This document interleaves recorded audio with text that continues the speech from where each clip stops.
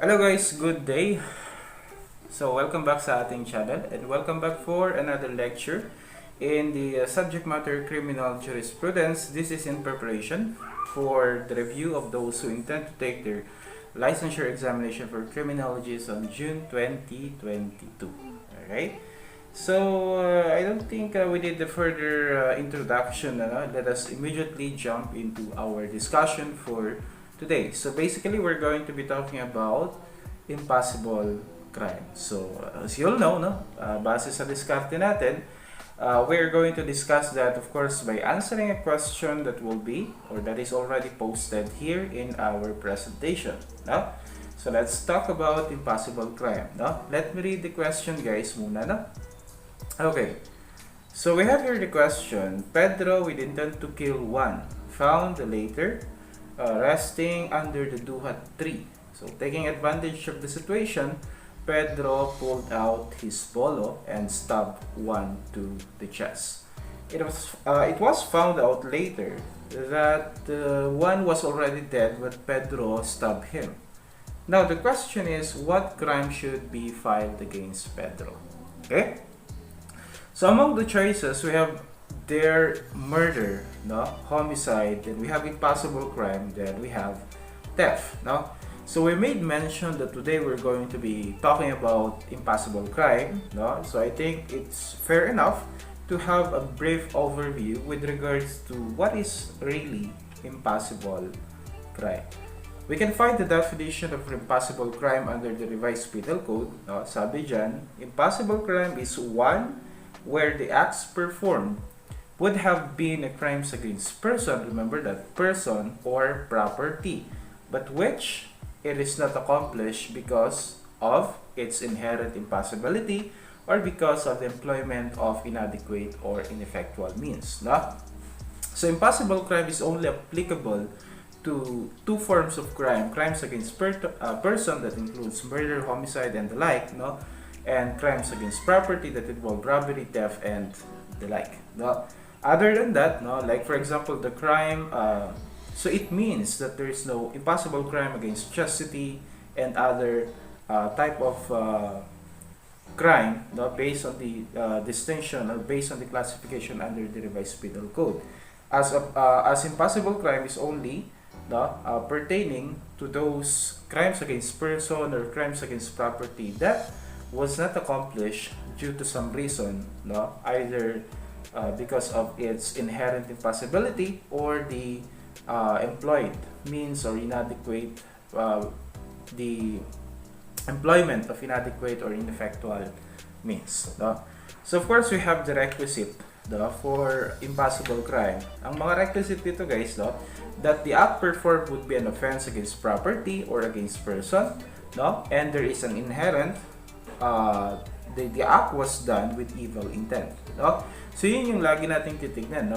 That is why also, impossible crime is being punished because definitely, the completion of the crime, while it's true that the completion of the crime was not attained, but there is already the existence of criminal intent or criminal motive. Yung tinatawag nating criminal tendency or criminal propensity of one person. Another requisite for impossible crime is that the accomplishment was inherently impossible,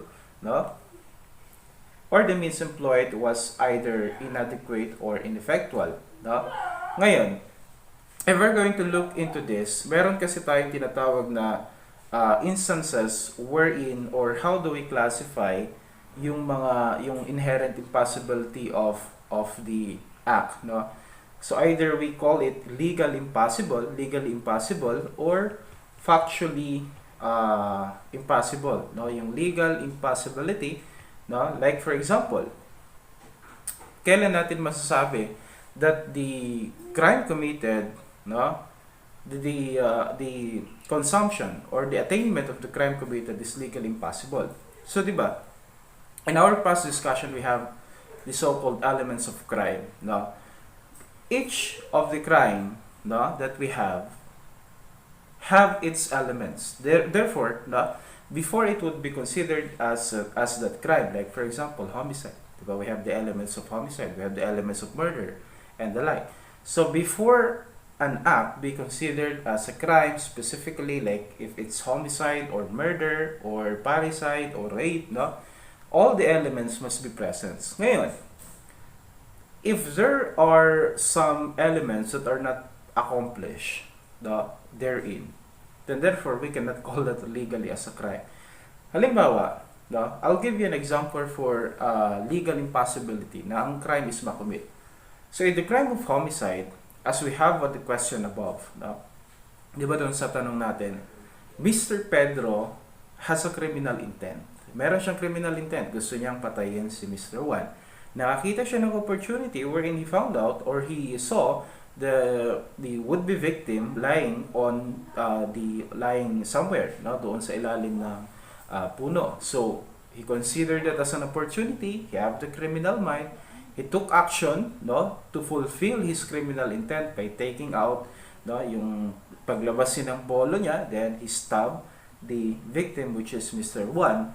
Ngayon, that definitely falls under the definition of a crime.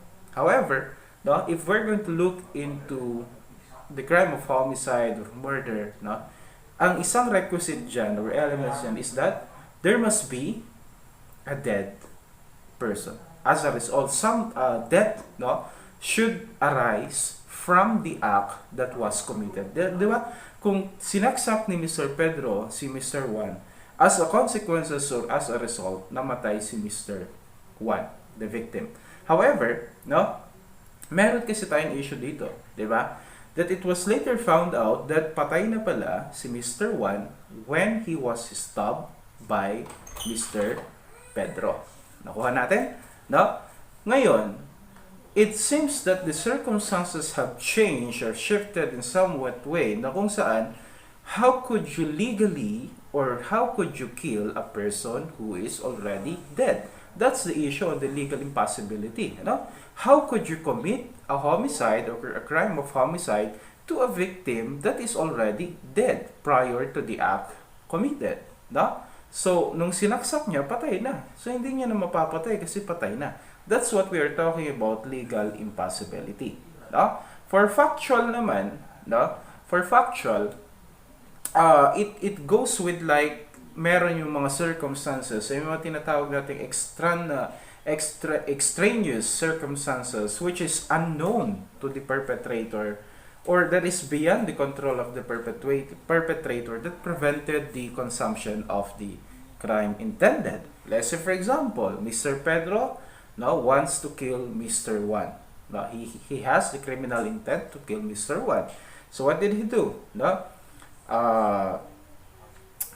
He believes, no? Alam niya, nandun na sa loob ng bahay si Mr. Pedro, kaya ngayon sinunog niya yung pamamahay, yung kubo ni ni Mr. Juan, no? Gusto niya patayin si Mr. Juan, alam niya nandun na sa loob. Sinunog niya yung kubo ni Mr. Juan, knowing, no, or believing that the victim, that Mr. Juan was inside, no, na nandun siya sa loob. So what he did was to burn the entire house in order to kill Mr. That's supposed to be a case of murder, di ba? Killing of a person with the use of fire, that's murder. Okay? However, Mr. Juan was not inside. Wala siya doon sa loob. And it was not known to Mr. Pedro. Hindi alam ng perpetrator na wala pala siya doon sa loob. Ngayon, considering the original intent was to kill, it's not naman to burn for the purpose of committing arson, but rather to burn the house for committing the crime of homicide or murder would be, no?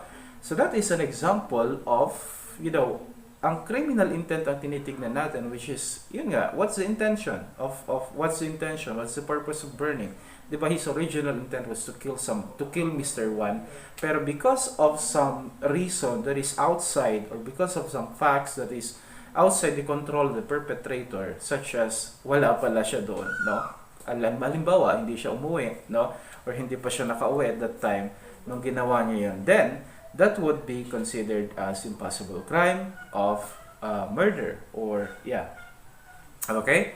So that is yung tinatawag nating factual impossibility. Yung una kanina is legal impossibility. Ngayon, factual kasi some circumstances prevented the completion of the crime intended.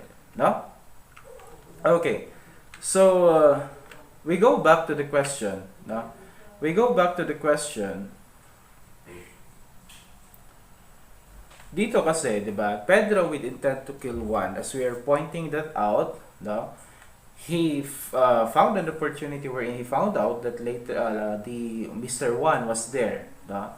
Lying or resting under the duhat tree, no? So he took advantage of it, no? Meron siyang itak, hinugot niya, sinaksak niya si One, no, sa kanyang chest, no? Believing that for the purpose of killing Mr. One, but it was found out later that before Pedro, bago pa siya saksakin ni Pedro, ay patay na pala siya. Okay? So, letter A, murder. This could have been a murder case. Why? Kasi, taking advantage, he took advantage, there is a treachery na tinatawag, no? May panlilipot dito kasi halimbawa natutulog yung tao, no? You didn't provided him with enough opportunity to defend himself, then you just stab him to death. That's supposed to be murder. Okay? But again, the completion of the crime is legally impossible kasi nga patay na si Mr. Pedro bago pa siya saksakin. So, X na natin si murder. Homicide, that's the same concept, no?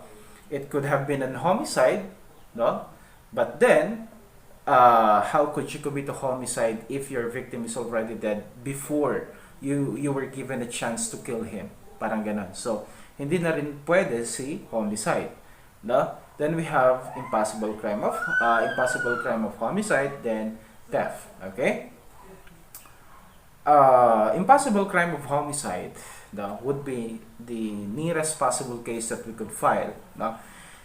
Dahil, no, the circumstances that we have, because the act of Mr. Pedro of killing Mr. Juan, however, because of legal impossibility, it cannot be consummated. It cannot be the crime intended could not happen. So that would be an example of impossible crime of homicide. But it does not mean that if we talk about impossible crime of homicide, it is not punishable. It is punishable by our criminal law. Pinaparusahan pa rin guys ang impossible crime. No?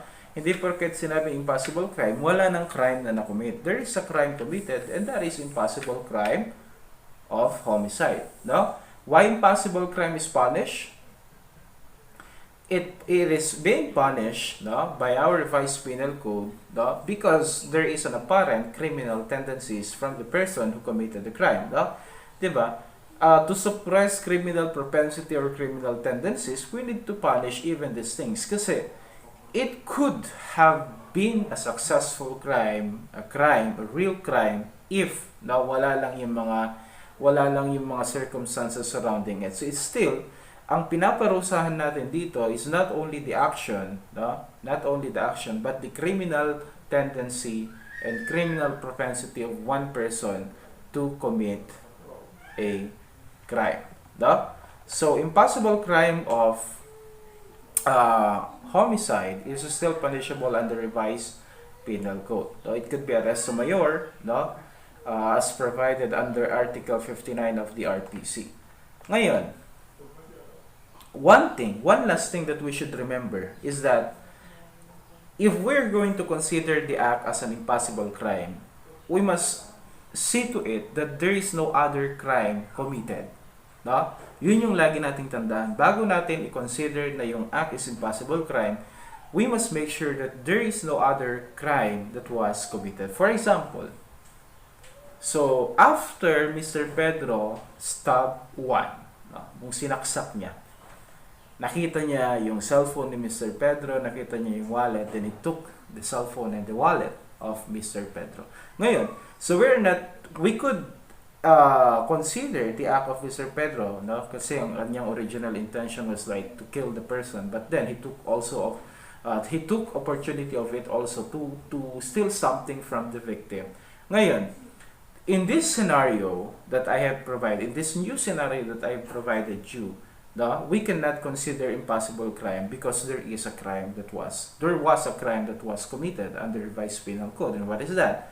It could either be theft or a case of robbery.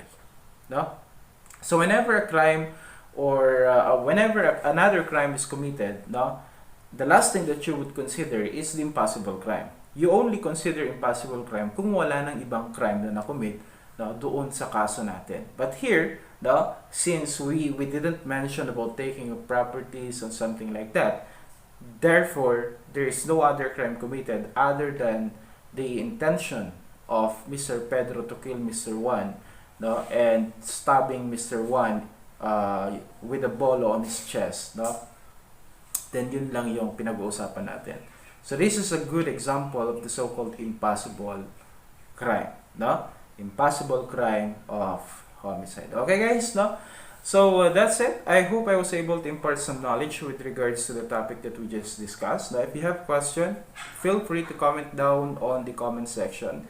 No, and if you appreciate the lectures that we are conducting, no, if it somewhat help you in your preparation, no, I do appreciate if you would like, no, our video, and you share or you subscribe to our channel bilang pagsuporta, no, sa ating channel. That's it for today guys, no. See you on the next lecture. Bye bye.